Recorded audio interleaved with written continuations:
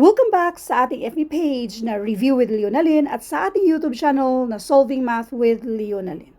Ngayon, dito pa rin tayo sa age problem. Let's do number 1.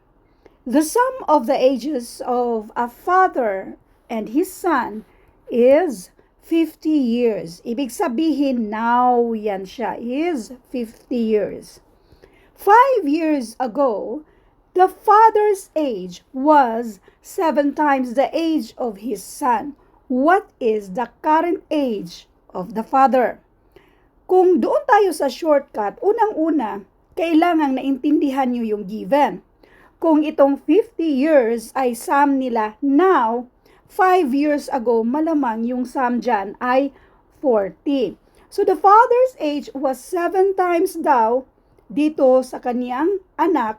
Kung i-add natin yan, that will be 40. So, 8n equals, this is 40. 40. So, since pang multiply, pang divide, then ang n dito ay 5. Ang hinahanap ay yung edad ni father. So, itong 5 ay i-multiply natin ng 7 which is equal to 35. Ito ay edad niya 5 years ago. So, addan pa natin ng 5 and this is 40. Ganun lang kadali yung shortcut.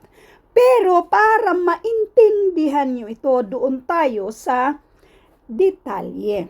Which is, pwede nyo hindi gawin yan sa actual na exam kasi hindi naman sila nanghihingi ng detalyeng solusyon, kundi yung mismong sagot lang.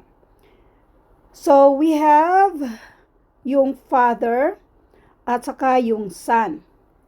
5 years ago. Dito tayo sa now na ang edad daw nila ay, kung i-total natin, ay 50. Let n para sa edad ni son.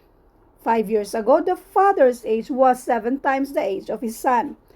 Let n para sa edad ni son, kapag sinabing 7 times, that's 7 times n. Doon tayo sa now, so therefore, ang edad ni Papa 5 years ago ay 7n, add natin ng 5 para sa now.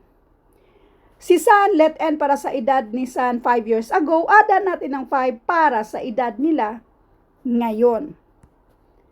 7n plus n, nag-iisang n, so that is 8n. 5 plus 5, this is 10. Ang total daw ay 50. Since pang-add yan siya, pang-minus. So we have 8n equals 50 minus 10, this is 40. Para makuha natin yung value ni n, since si 8 ay pang-multiply, pang-divide. 40 divided by 8, and this is 5. Yung tanong dito ay what is the current age of the father? Ito yung edad ni father. 7n plus 5. Yung value ni n ay 5. So, 7 times 5, that's 35. Kung ada natin ang 5 equals 40. Isa pa, pwede namang doon tayo mag-equate sa 5 years ago. Dito tayo, and this is 8n. Pariha sa ginawa natin nung unang-una ba? Diba, yung edad nila now ay 50 years. So, 5 years ago, pareho natin silang minusan ng 5. Kaya, ang total nila, yung edad nila ay 40. Katulad kanina, no, kung napapansin nyo, diba, that was 8n plus 10 equals 50. Since pang-add, pang-minus. So, nung na-minus na natin, 8n equals 40, diba? So, ito naman, 5 years ago, yung edad nila together ay 40.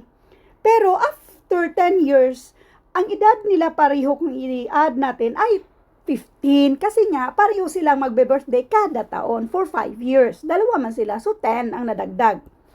Now, para makuha natin yung value ni n, since 8 ay pang-multiply, pang-divide.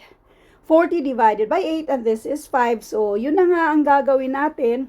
7 times 5 plus 5. Kaya ang sagot dito ay 40. Thank you for watching, and all I hope na meron kayong natutunan sa video ito. Ito pala yung abangan nyo sa next na video. A mother is currently 3 times as old as her daughter. In 12 years, the mother will be twice as old as her daughter. How old is the daughter now? Yan yung abangan nyo sa next na video.